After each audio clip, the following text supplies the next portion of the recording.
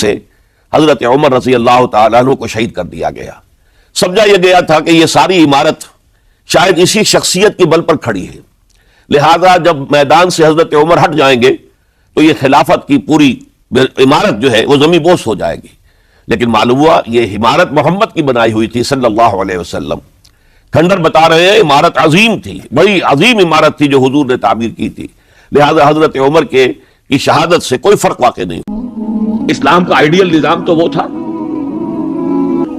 کہ دور فاروقی میں سفیر آیا ہے ایران کا، اس نے پوچھا اینا ملککم، تمہارا بادشاہ کہاں؟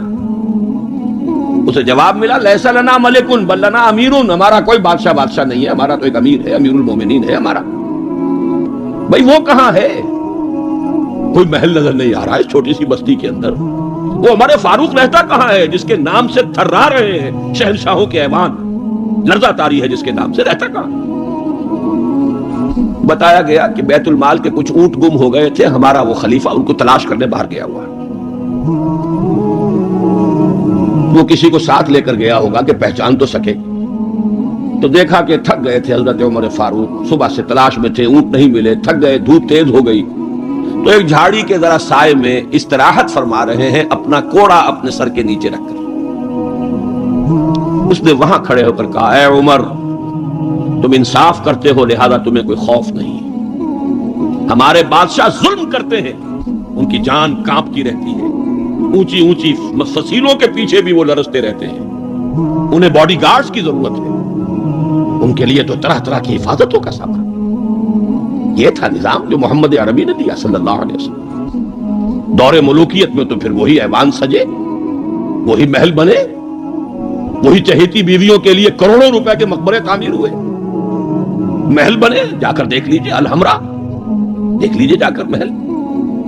اب وہ محل ہیں لا یرا الا مساکنہم، وہ مسکن اور محل نظر آ رہے ہیں، ان میں رہ بسنے والوں کا نام و نشان مٹ گیا. لیکن یہ کہ دور بنو امیہ میں تو پھر بھی ابھی اس طرح کے محل نہیں بنے تھے. دور بنو عباس میں آ کر تو ملوکیت جو ہے اپنی پوری شدت کے ساتھ اور پوری تمام شان و شوکت کے ساتھ دوبارہ جو ہے ظاہر ہوئی. تو یہ اسلام کی تعلیم پر جو پردے پڑے ہیں، جو سرمایہ داری پھر آ گئی، جاگیرداری پھر آ گئی، بہانوں سے سود کو جائز کیا گیا، بیع مؤجل کے حوالے سے ہی سود کے لیے راستے کھول دیے گئے، یہ سارے جاگیریں دی جا رہی ہیں، یہ سارا کا سارا نظام آ گیا. ظاہر بات ہے جسے سعودی ماڈل درکار نہیں، جسے ایرانین ماڈل منظور نہیں، وہ اس ماڈل کو کیسے پسند کرے؟ ماڈل تو اگر چاہیے تو وہ تو خلافت راشدہ کا، اس کا کوئی عملی نمونہ دنیا میں آج نہیں. تو اقبال نے یہ کہا تھا کہ اگر ایسا ہو گیا، کاش کہ ایسا ہو جائے، تو ہمیں ایک موقع مل جائے گا کہ اسلام کی تعلیمات پر جو پردے دور ملوکیت میں پڑ گئے تھے انہیں ہٹا کر اسلام کے اصل رخ روشن دنیا کو دکھائیں. یہی بات قائد اعظم نے کہی تھی. ہمیں پاکستان اس لیے مطلوب ہے کہ عہد حاضر میں اسلام کے اصول حریت و اخوت و مساوات کا ایک نمونہ دنیا کے سامنے پیش کر سکے. یہ بات دوسری ہے. 45 برس بیت گئے شمسی حساب سے اور 46.5 برس بیت چکے ہیں قمری حساب سے، ابھی تو کہیں وہ مساوات اور حریت اور اخوت کہیں نظر نہیں آ رہی. وہ تو ایک قوم بھی کئی قومیتوں میں بٹ گئی، لسانی اور علاقائی اور صوبائی عصبیتوں کا دورہ ہے. ڈھونڈ اب اس کو چراغ رخ زیبا لے کر. وہ ایک قوم جو ہندوؤں کے مقابلے میں ایک قوم بن گئی تھی، اب تو وہ تحلیل ہو چکی، اس کا کوئی وجود ہی نہیں ہے.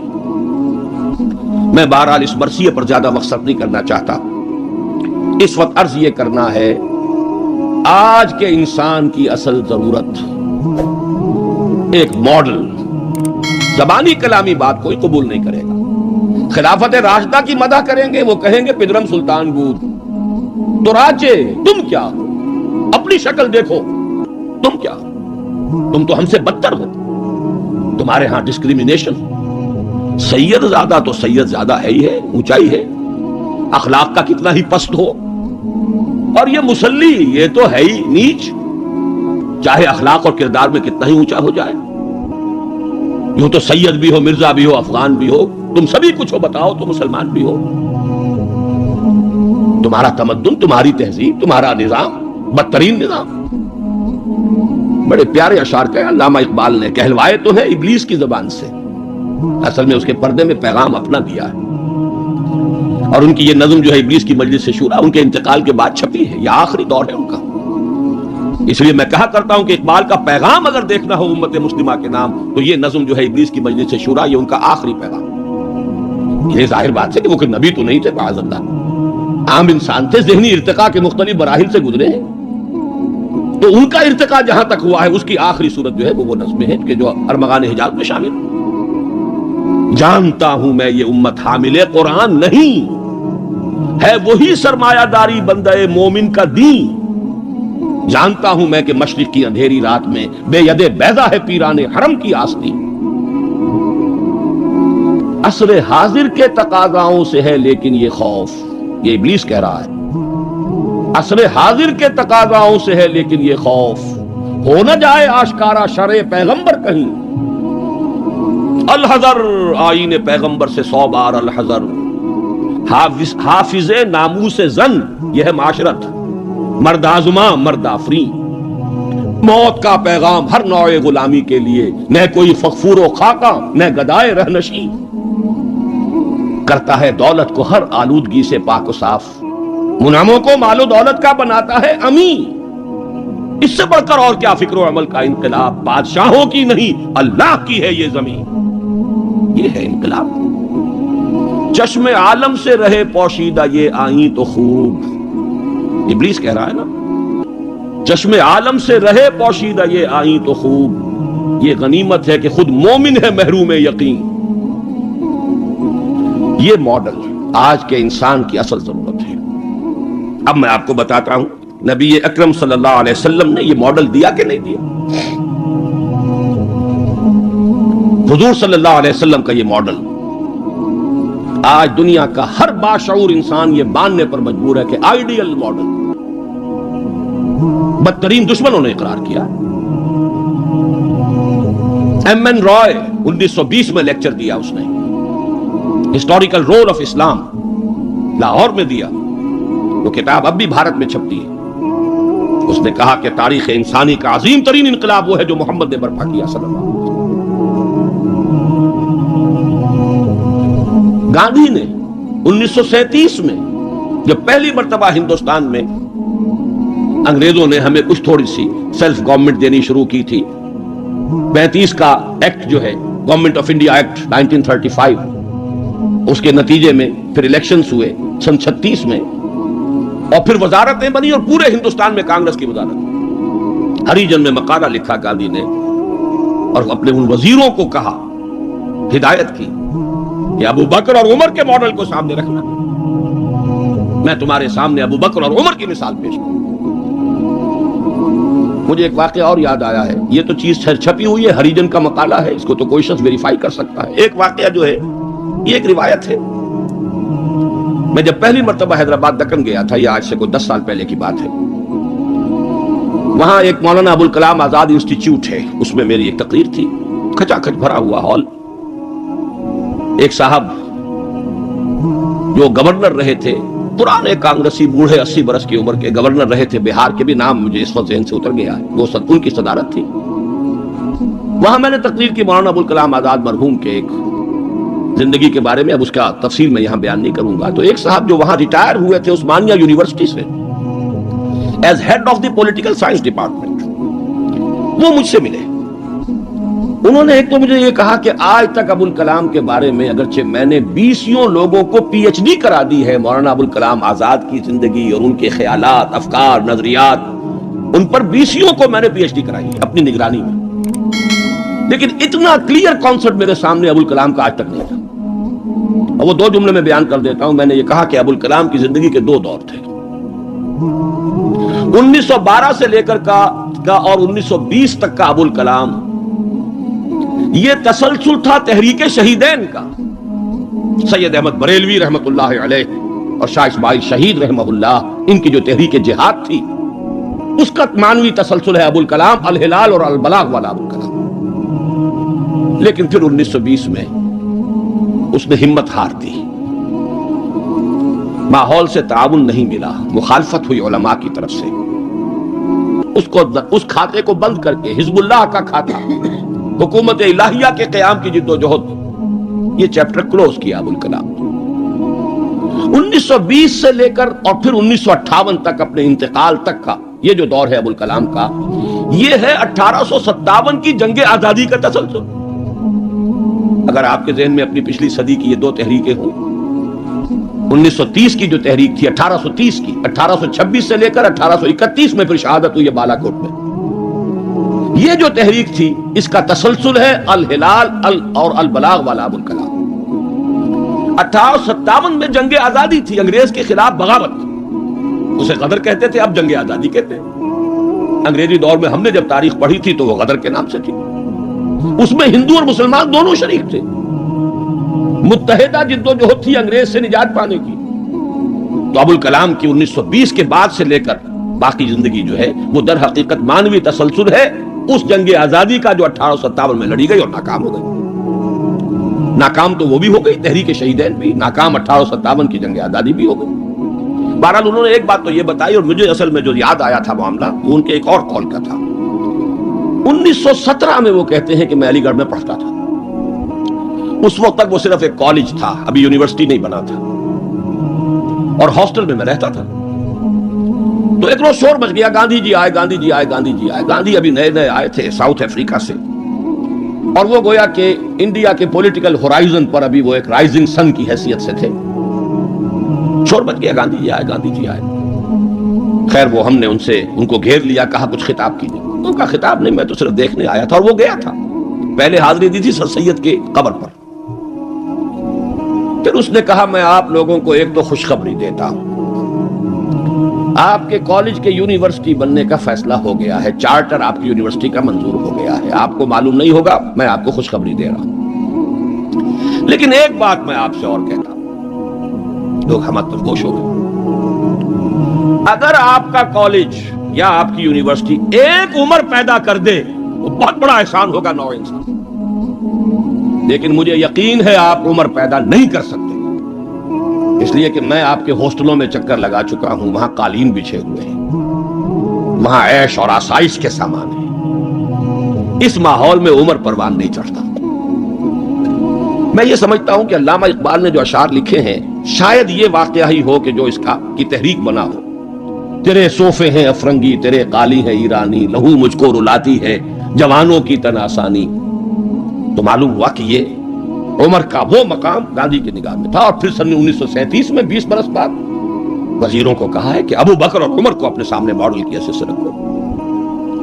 ایچ جی ویلز نے کہا ہے اگرچہ حضور کی ذاتی زندگی پر، خاص طور پر ازدواجی زندگی پر بڑے رقیق حملے کیے، لیکن پھر اس نے جب حجۃ الوداع کے ذکر پر آتا ہے concise history of the world میں، اس کا پرانا آپ کو کوئی ایڈیشن تلاش کرنا ہوگا، نئے ایڈیشن میں سے یہ پیسیجز نکال دیے ہیں نئے ایڈیٹرز نے، لیکن یہاں کی یونیورسٹی سے میں نے نکلوا کر ایک دفعہ ویریفائی کیا تھا، چونکہ مجھے تو بہت پرانے یہ الفاظ یاد تھے، لیکن پھر میں نے انہیں تازہ کیا کراچی یونیورسٹی کی لائبریری سے۔ اس میں وہ لکھتا ہے، وہ حضور کے خطبے کے الفاظ نقل کر کے، لا فضل لعربی علی عجمی ولا لعجمی علی عربی ولا لاحمر علی اسود ولا لاسود علی احمر الا بالتقوی کلکم بنو آدم وآدم من تراب۔ اس کا ترجمہ دے کر پھر لکھتا ہے کہ اگرچہ ہیومن فریٹرنیٹی، فریڈم اور ایکویلٹی کے سرمنز تو پہلے بھی بہت کہے گئے تھے، جیزس آف نزارت کے ہاں حضرت مسیح کا تذکرہ کر رہا ہے، جیزس آف نزارت کے ہاں بھی سرمنز تو بہت ہیں، لیکن یہ ماننا پڑتا ہے کہ تاریخ انسانی میں پہلی مرتبہ محمد نے ان اصولوں پر ایک معاشرہ قائم کر کے دکھایا۔ اس سے بڑا ٹریبیوٹ کیا ہوگا؟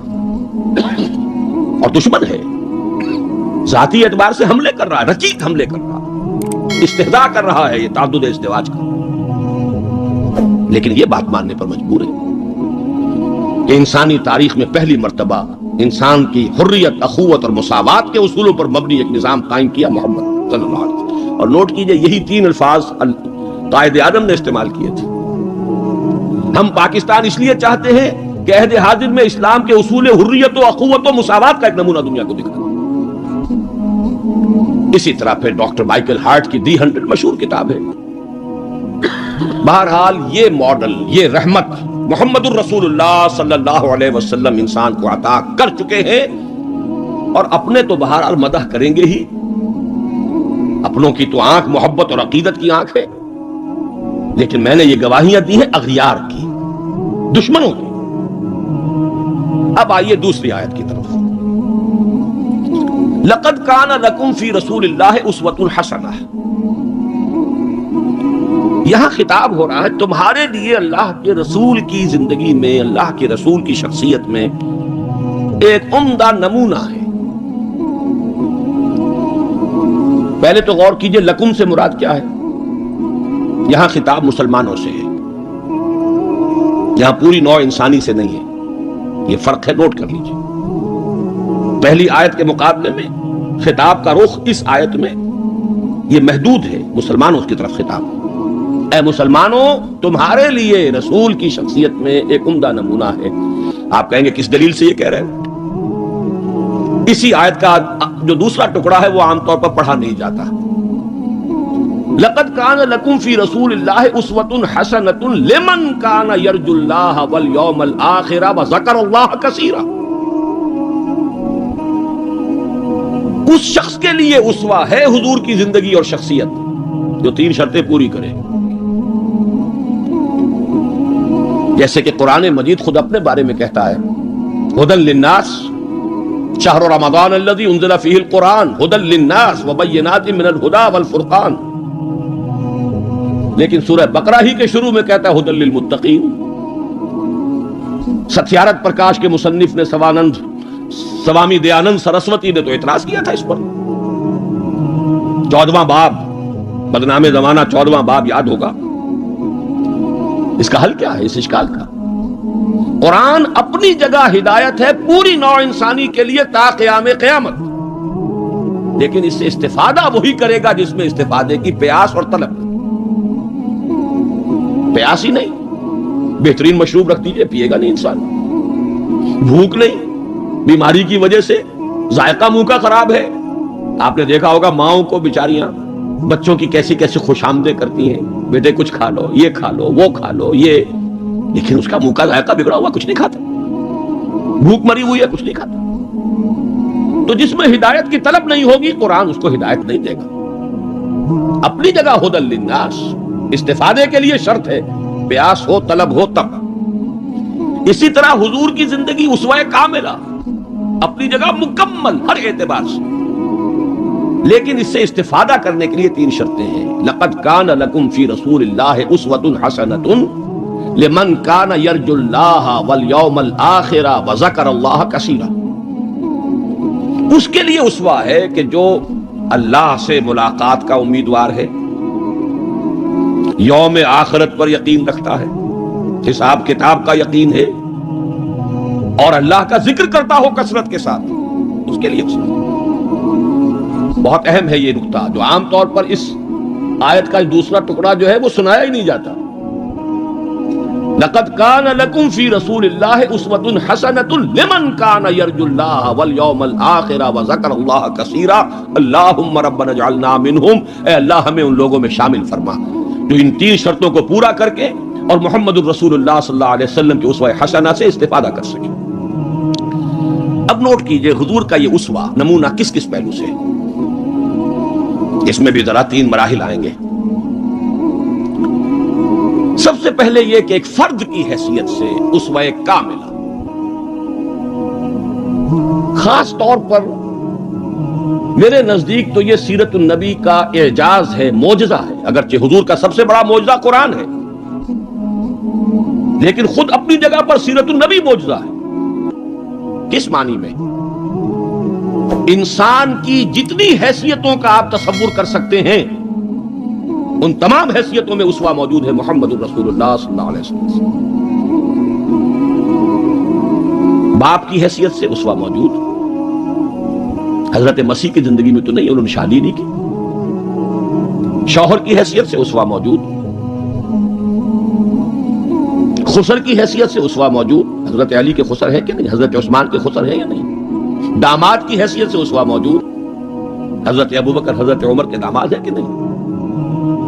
پھر ذرا غور کیجئے، داعی کی حیثیت سے اسوہ، مبلغ کی حیثیت سے اسوہ، معلم کی حیثیت سے اسوہ، مربی اور مزکی کی حیثیت سے اسوہ، امام مسجد کے اعتبار سے اسوہ، خطیب مسجد کے اعتبار سے اسوہ، پھر میدان جنگ میں سپہ سالار کی حیثیت سے اسوا، قاضی القضات کی حیثیت سے اسوا، اور صدر مملکت کی حیثیت سے اسوا، کون سی زندگی کا گوشہ رہ گیا؟ اتنی گمبھیر زندگی کا واقعہ یہ ہے کہ کوئی اور دنیا میں مثال آپ نہیں دے سکتے، اتنی جامع زندگی۔ یہی بات ہے جو ڈاکٹر مائیکل ہارٹ نے تو یہی بات تو کہی ہے، he is the only person supremely successful in both the religious and secular fields۔ باقی عظیم شخصیتیں ایسی ہیں یا مذہب و اخلاق اور روحانیت کے میدان میں بلند نظر آئیں گی تو دنیا اور سیاست اور مملکت اور ریاست اور سپہ سالاری میں زیرو۔ گوتم بدھ کا ادھر اونچا مقام ہے، ادھر زیرو۔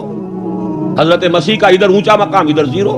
حضرت مسیح ابھی آئیں گے، دوسرا میدان بھی، اس میں بھی ان کی جولانیاں ہوں گی، لیکن اس وقت تک دنیا جس مسیح سے واقف ہے ان کی زندگی میں تو دوسرا کھاتا ہی نہیں ہے، کھانا کھلا ہی نہیں۔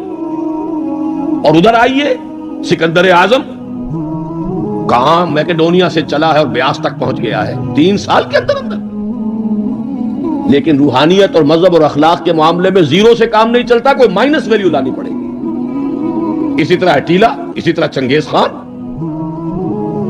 ایک ہی شخصیت ہے، the only person supremely successful in both the fields, گویا کہ ہر اعتبار سے اسوہ کاملہ۔ یہاں بھی ایک نقطہ ذرا سی ڈائگریشن ہے،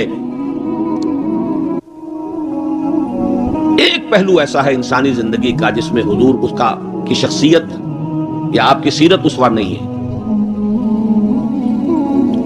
آدمی چونک جائے گا، اسے شاید توحید پر محمول کرے، لیکن ہے۔ اور وہ شخصیت کا پہلو ہے ایک عورت کی حیثیت سے، بیوی کے لیے اسوہ، ماں کے لیے اسوہ، کہاں سے آئے گا؟ آخر آدھی انسانیت ہے، نصف بہتر حیات آپ تو کہتے ہیں، دی بیٹر ہاف، اس کے لیے اسوہ، اس کی نسوانی زندگی کے اعتبار سے اسوہ کا۔ دیکھیے یہی نقطہ ہے، نوٹ کر لیجئے، دل پر لکھ لیجئے۔ یہی وجہ ہے کہ جس سورہ مبارکہ میں یہ آیت آئی ہے لَقَدْ كَانَ لَكُمْ فِي رَسُولِ اللَّهِ أُسْوَةٌ حَسَنَةٌ، اسی میں فرمایا گیا اے نبی کی بیویوں تمہیں اسوہ بننا ہے پوری نوع انسانی۔ یا نساء النبی لستن کاحد من النساء، اے نبی کی بیویوں تم عام عورتوں کے مانند نہیں۔ نبی کی زندگی میں جو خلا ہے اس لیے کہ وہ مرد ہے، اسوہ کے اعتبار سے جو خلا رہ گیا ہے اسے تمہیں پر کرنا ہے۔ انما یرید اللہ لیذھب عنکم الرجس اہل البیت ویطہرکم تطہیرا، اللہ چاہتا ہے کہ تم سے ہر طرح کی گندگی آلائش کو خوب دھو کر پاک کر دے، تطہیر، جتنا کہ تطہیر کا حق ہے بتمام و کمال تمہاری شخصیتوں میں پورا ہو جائے، اس لیے کہ تم پوری امت کے لیے، نوع انسانی کے لیے اسوہ کی وہ کمی کہ جو سیرت محمدی میں ہے صلی اللہ علیہ وسلم، اس خلا کو پر کرنے والی بنو گی۔ بہرحال انفرادی حیثیت میں گمبھیر ترین اسوہ حضور کی زندگی میں موجود۔ اسی کا ایک رخ اور بھی ہے انفرادی زندگی کا، اور وہ ہے اخلاقیات۔ حضور کا اپنا قول ہے انما بعثت لاتمم مکارم الاخلاق، مجھے اس لیے بھیجا گیا ہے، مبعوث کیا گیا ہوں تاکہ اخلاق کی بہترین جو بلندیاں ہیں ان کی تکمیل کر دوں، اتمام کر دوں۔ اس کا مفہوم کیا ہے اس کو سمجھ لیجیے۔ علیحدہ علیحدہ انڈیویجول ایتھیکل ویلیوز، اخلاقی قدریں مختلف انبیاء کی زندگی میں اپنے نقطۂ عروج کو پہنچ چکی تھی۔ صبر میں حضرت ایوب سے آگے کس کا مقام ہوگا؟ ان کے تو نام کا جز ہے ایوب صابر، محاورہ ہے صبر ایوب۔ تسلیم میں حضرت اسماعیل سے آگے کون جائے گا جو گردن رکھ رہا ہے، ابا جان چلائیے چھری، ستجدنی انشاءاللہ من الصابرین، سر تسلیم خم ہے جو مزاج یار میں آئے، اس سے کوئی اونچا مقام ہوگا؟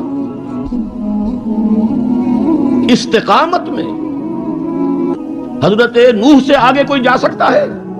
950 برس کس پر آئے؟ 950 برس، فلبث فیہم 1000 سنۃ الا 50 عاما۔ دعوت اور تبلیغ میں استقامت سے اس سے آگے تو کوئی مقام ممکن نہیں۔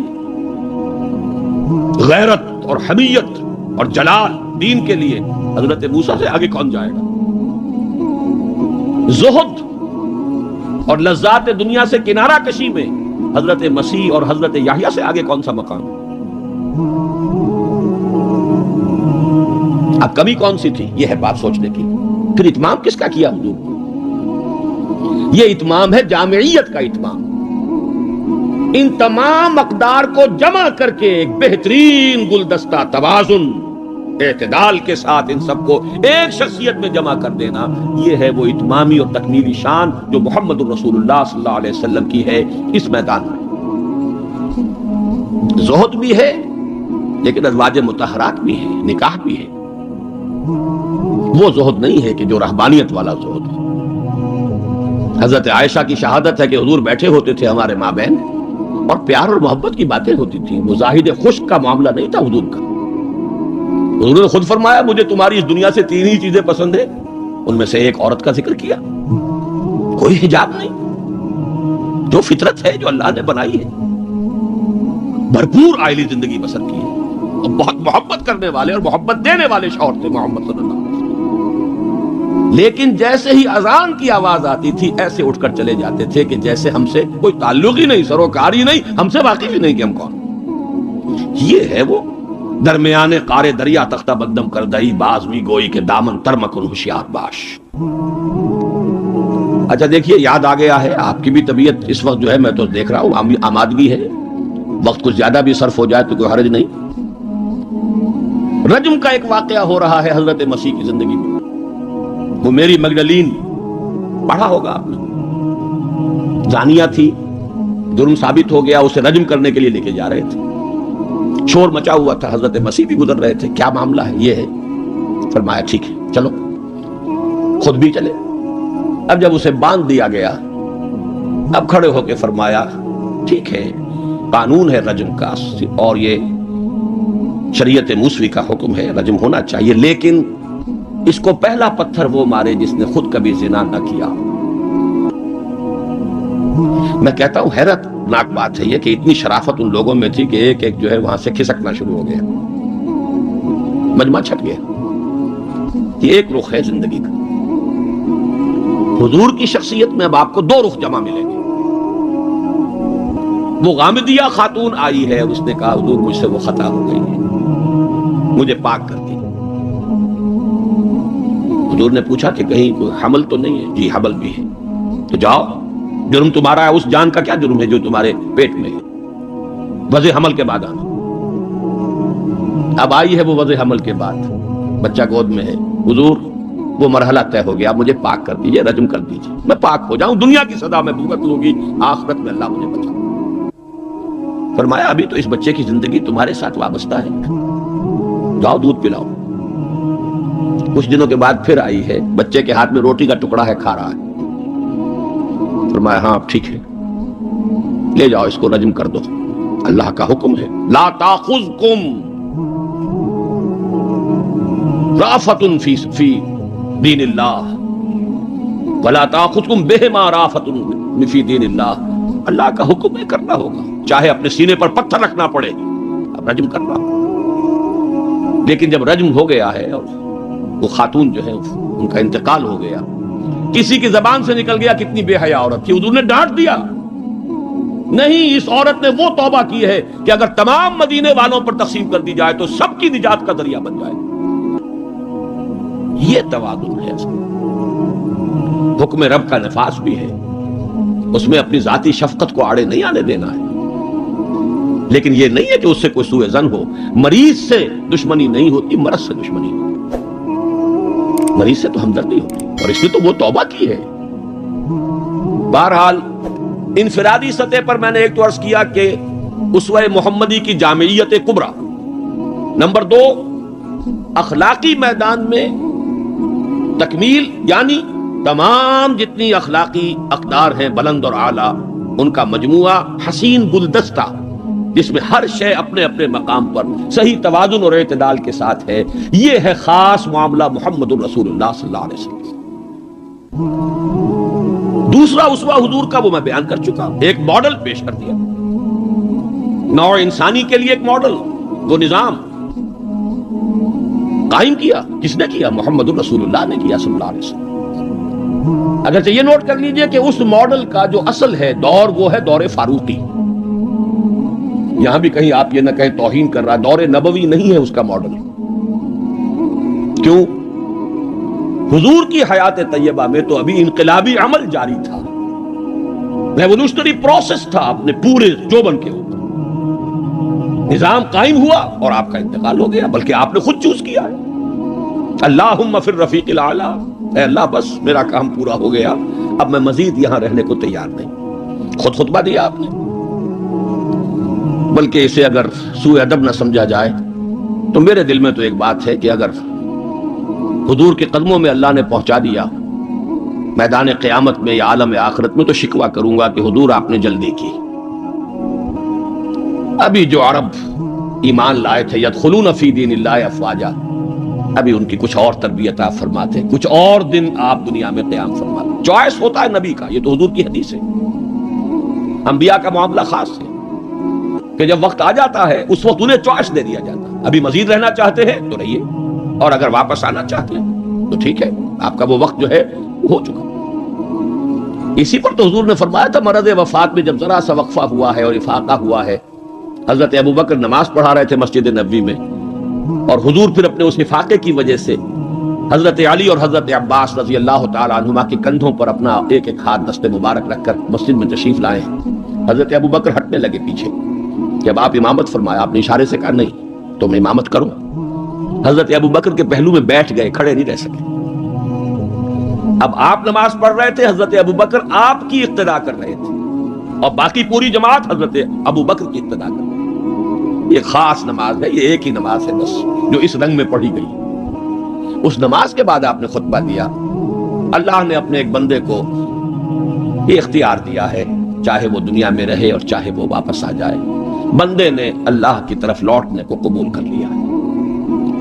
حضرت ابوبکر رو پڑے. باقی صحابہ نہیں سمجھے کہ یہ تو ایک خاص بات کہی جا رہی ہے، کسی اور کی حکایت ہے، کیا ہے. حضرت ابوبکر رو پڑے، سمجھ گئے کہ معاملہ کیا ہے. اب آپ نے فیصلہ کر دیا مراجعہ. بہرحال میں یہ عرض کر رہا تھا کہ حضور کی حیات طیبہ بہت گمبھیر انقلابی عمل ہے جو اس کے اندر چھایا ہوا ہے.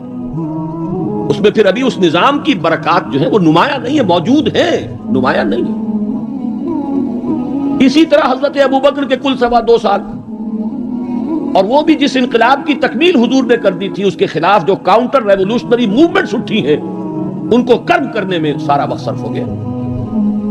مسیلمہ کذاب اٹھ کھڑا ہوا ہے، فلاں جو ہے یہ نبیہ بن کر دعوے دار بن کر کھڑی ہو گئی ہے، اس نبی اور نبیہ کا نکاح بھی ہو گیا ہے. ایک طوفان.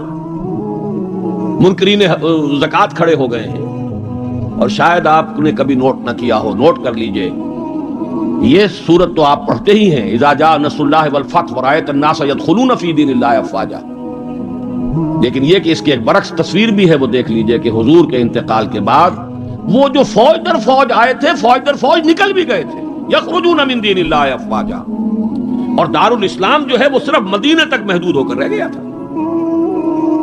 حضرت ابوبکر کی فضیلت جو ہے در حقیقت اسی سے ظاہر ہوتی ہے. with an iron fist and with an iron will، جس طرح آپ نے مقابلہ کیا اور کرش کر دیا ہے تمام جو بھی قوتیں اٹھی. حضرت عمر تک گھبرا رہے ہیں، مشورہ دے رہے ہیں کہ دیکھیے ایک دم 3 محاذ نہ کھول لیجئے، حالات بڑے خراب ہیں، بڑے نازک ہیں. آپ نہ تو جیش اسامہ کو روک رہے ہیں، ٹھیک ہے آپ کا کہنا ہے کہ جس لشکر کا عالم جو ہے حضور نے عطا کر دیا ہو، میں کیسے اس لشکر کو روکوں. پھر آپ مدعیان نبوت کے خلاف بھی لشکر بھیج رہے ہیں، وہ بھی سمجھ میں آتا ہے، وہ تو کافر ہو گئے، مرتد ہو گئے، لازماً ان کے خلاف تو جہاد کرنا ہے. لیکن کم سے کم ان زکوٰۃ کا انکار کرنے والوں کے معاملے میں سوچئے، نرمی کیجئے، تیسرا محاذ نہ کھولیے. انہوں نے نہ کسی نئے نبی کی دعوت کو قبول کیا ہے، نہ وہ ابھی نماز کا انکار کر رہے ہیں، بلکہ زکوٰۃ بھی یہ نہیں کہتے کہ ہم نہیں دیں گے، صرف یہ کہتے ہیں کہ ہم حکومت کو نہیں دیں گے. تو تھوڑی سی نرمی کیجئے.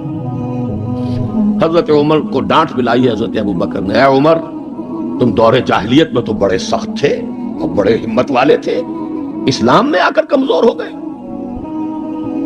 اور پھر وہ تاریخی الفاظ کہے ہیں، ایبدل الدین وانا حی، کیا دین کے اندر ترمیم ہوگی جبکہ میں ابھی زندہ ہوں؟ میری زندگی میں دین میں ترمیم نہیں ہو سکتی. خدا کی قسم اگر کسی اور نے میرے ساتھ نہ دیا، تنہا جاؤں گا اور ان مانعین زکوٰۃ سے جہاد کروں گا. یہ آئرن ول اور آئرن فسٹ ابو بکر رقیق القلب نحیف الجثہ انسان. لہذا اس 2.25 سال میں بھی اصل جو برکات ہیں ان کا ظہور نہیں ہو پا رہا.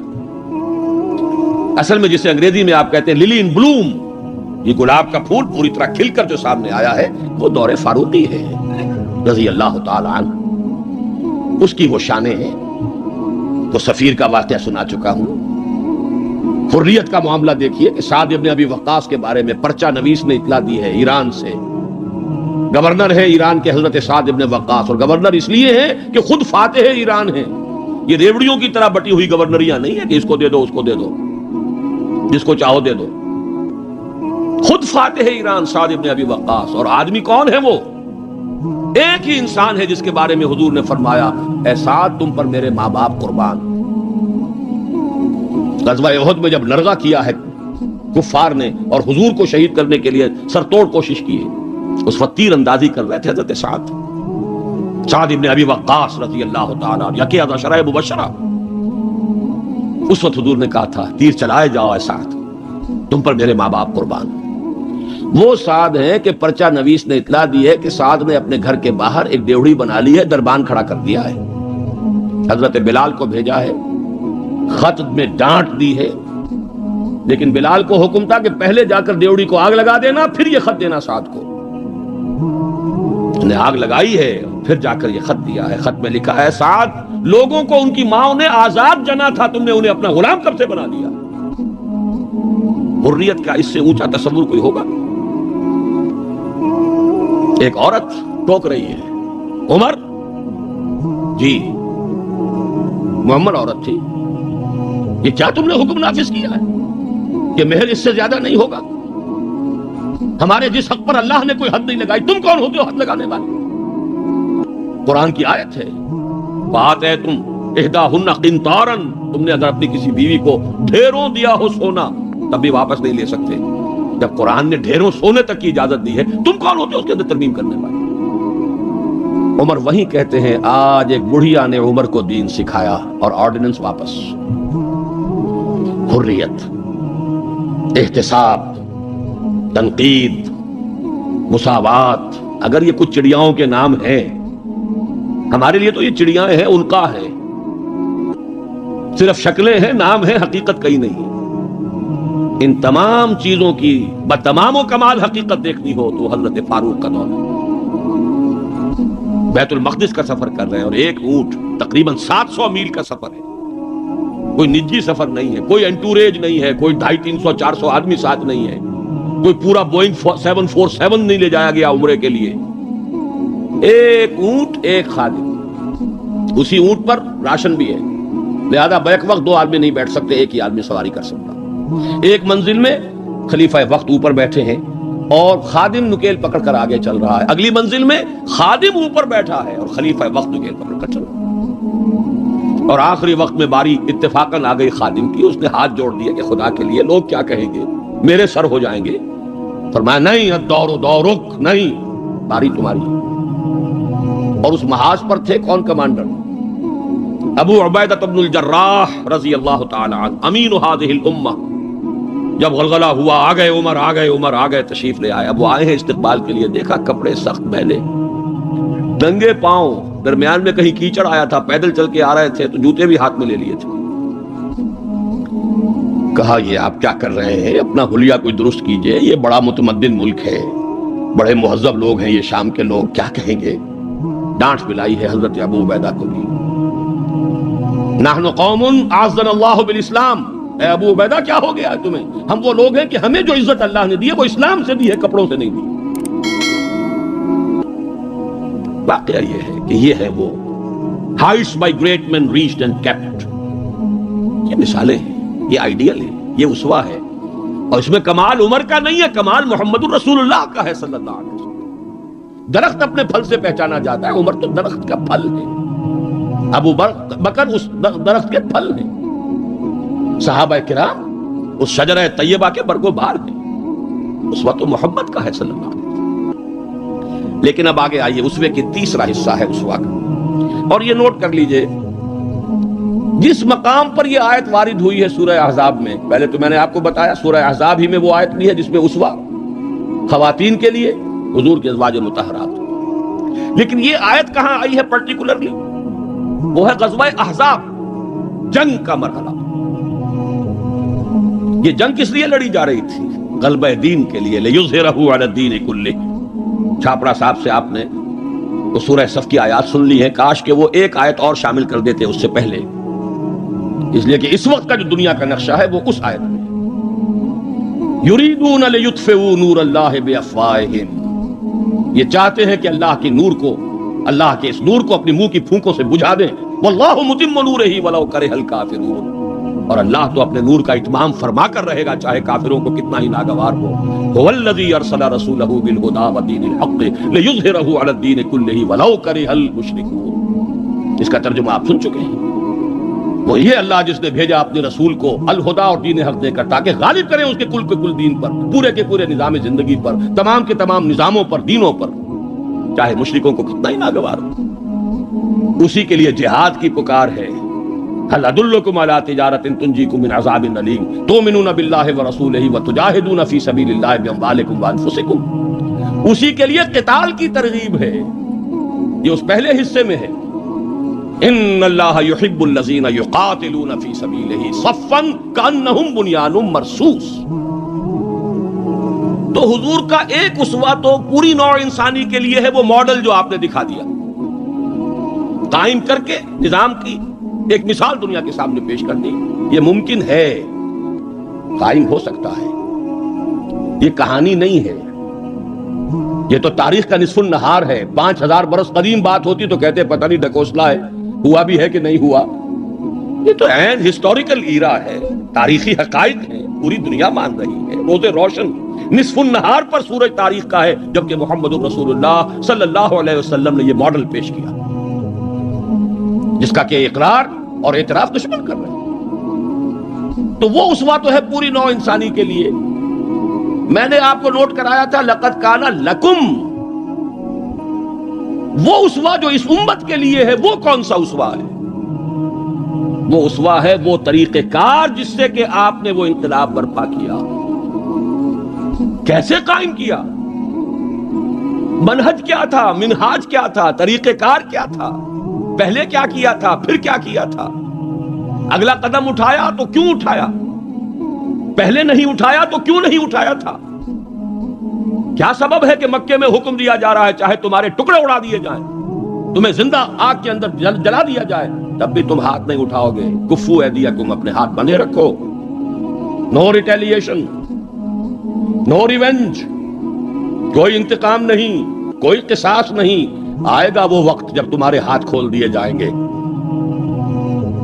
نغمہ ہے بلبل شوریدہ تیرا خام، ابھی اپنے سینے میں اسے اور ذرا تھام. ابھی اپنے ہاتھ روکے رکھو چاہے تمہارے جسم کے ٹکڑے کر دیں. کیا وجہ ہے؟ پھر کیا وجہ ہے؟ ہاتھ کھل گئے، کیوں کھل گئے؟ فیصلہ کن چیز کون سی تھی؟ ہاتھ بندھے ہوئے تھے تو کیوں بندھے ہوئے تھے؟ کھلے تو کیوں کھلے؟ کب کھلے؟ کس تبدیلی کی وجہ سے کھلے؟ کیا وجہ ہے کہ سن 6 میں صلح حدیبیہ کر رہے ہیں اور بظاہر گر کر اور دب کر رہے ہیں، ہر مسلمان کا خون کھول رہا ہے. حضرت عمر سے تو ضبط نہیں ہو سکا، ساری عمر پچھتاتے رہے کہ میں نے گستاخی کا معاملہ کیا تھا. جو جا کر حضور سے کہا تھا کیا ہم حق پر نہیں ہیں؟ فرمایا ہاں ہم حق پر ہیں. تو پھر ہم دب کر صلح کیوں کر رہے ہیں؟ فرمایا میں اللہ کا رسول ہوں، وہی کر رہا ہوں جس کا مجھے حکم ہے. یہی بات حضرت علی نے کی جب سہیل ابن عمر نے کہا ہے کہ یہ معاہدہ جو لکھا جا رہا ہے صلح کی دستاویز، اس میں آپ کے نام کے ساتھ رسول اللہ کا لفظ نہیں ہوگا، اس لیے کہ دستاویز پر تو دونوں پارٹیز کے دستخط ہونے. اگر ہم آپ کو اللہ کا رسول مان لیں تو جھگڑا کائے گا. پھر ہم تو نہیں مانتے کہ آپ اللہ کے رسول ہیں. یہ معاہدہ ہوگا محمد ابن عبداللہ اور قریش کے مابین. وہی مسکرا کر بات فرمائی، تم مانو یا نہ مانو میں اللہ کا رسول ہوں، لیکن اے علی مٹا دو، جو یہ کہہ رہا ہے مان لو، کہ لکھ دو محمد ابن عبداللہ. عرض کیا حضور یہ میں نہیں کر سکتا. غیرت و حمیت حضرت عمر میں ہے، حضرت علی میں ہے، کوئی فرق نہیں، کچھ فرق نہیں ان چاروں میں. معلوم ہوا ہے کرنیں ایک ہی سورج کی. اس اعتبار سے نوٹ کیجئے کہ خون کھول رہا ہے، اور خون کھولنے کی مثال میں آپ کو اب دیتا ہوں. ایک ایک شخص کا خون کھول رہا ہے، یہاں تک کہ ابو بکر کا خون کھول رہا ہے۔ یہ دوسری بات ہے، ضبط اتنا ہے کہ بولے نہیں۔ کیسے معلوم ہوا کہ خون کھول رہا تھا ابو بکر کا بھی؟ جب صلح ہو گئی، حضور نے فرمایا مسلمانوں اب احرام کھول دو، جو ہدی کے جانور ہیں یہیں ذبح کر دو۔ کوئی نہیں اٹھا۔ دوسری مرتبہ فرمایا مسلمانوں اٹھ جاؤ، اٹھو، اب جو ہو گیا صلح ہو گئی ہے، احرام کھول دو۔ کوئی نہیں اٹھا، ابو بکر بھی نہیں اٹھے، ایک آدمی نہیں اٹھا۔ تیسری مرتبہ پھر کہا۔ حیران ہو گئے کہ یہ صحابہ کا یہ معاملہ، حضور کا حکم، اس کی ایک توجیہ ہے وہ میں بعد میں عرض کروں گا، لیکن پہلے واقعہ کیا اس کو سمجھیے۔ دل گرفتہ ہو کر حضور اپنے خیمے میں گئے، ناراض ہو کر، دل گرفتہ۔ حضرت ام سلمہ تھا ساتھ تھی رضی اللہ تعالیٰ، بڑی مدبر خاتون، بہت مدبر خاتون۔ جا کر کہا ہے کہ مسلمانوں کا یہ حال ہے سب کا، میں نے 3 مرتبہ کہا ہے، کوئی نہیں اٹھ رہا۔ حضرت ام سلمہ نے مشورہ دیا، حضور آپ کسی سے کچھ کہیے نہیں، اپنا احرام کھول دیجئے، قربانی دیجئے۔ اب آئے ہیں، آ کر اپنا احرام کھول دیا، قربان، اب سب اٹھ گئے، سب نے قربانیاں دے دی۔ میرے ذہن میں اس کی تعویل یہ ہے کہ لوگ منتظر تھے، اسے کہا جاتا ہے فلسفے میں حالت منتظرہ۔ پتہ نہیں حضور ہمارا امتحان تو نہیں لے رہے، یہ احرام کیسے کھول دے بغیر عمرہ کیے؟ یہ کوئی اللہ اور اس کے رسول کی طرف سے ہماری غیرت و حمیت کا امتحان تو نہیں ہے؟ اس سسپینس میں تھے۔ جب دیکھا کہ حضور نے تو کھول دیا احرام، قربانی دے دی، اب گویا کہ کوئی شک اور شبہ کی بات نہیں رہی کہ یہی منشاء نبوت ہے، یہی حکم ہے۔ لہذا کوئی ایک بھی نہیں تھا کہ جو پیچھے رہ گیا۔ لیکن میری گفتگو اس وقت اس مرحلے پر تھی کہ قابل توجہ ہے یہ بات۔ 2 سال قبل سن 6 میں حضور صلی اللہ علیہ وسلم بظاہر گر کر دب کر صلح کر رہے ہیں، اور 2 سال کے بعد قریش کا سردار آ کر ابو سفیان خوش آمدیں کر رہے ہیں۔ اس لیے میں ادب کا اس سے نام دوں گا کہ ایمان لے آئے، بات صحابی ہے۔ خدا کے لیے ہماری طرف سے خطا ہوئی ہے، ہمارے ایک قبیلے نے، ہمارے حلیف قبیلے نے صلح کو توڑا ہے، رینیو کر دیجئے، دوبارہ وہ ٹریٹی ہو جائے، دوبارہ معاہدہ ہو جائے۔ حضور نہیں سن رہے، سفارشیں کرا رہے ہیں، حضرت علی سے کرا رہے ہیں، فلاں سے کرا رہے ہیں۔ خدا کے لیے سفارش کرو، منواؤ۔ ابو سفیان بڑے مدبر انسان، انہیں پتا تھا اب ہمارے اندر طاقت نہیں ہے، اب ہم مقابلہ نہیں کر سکتے محمد کا۔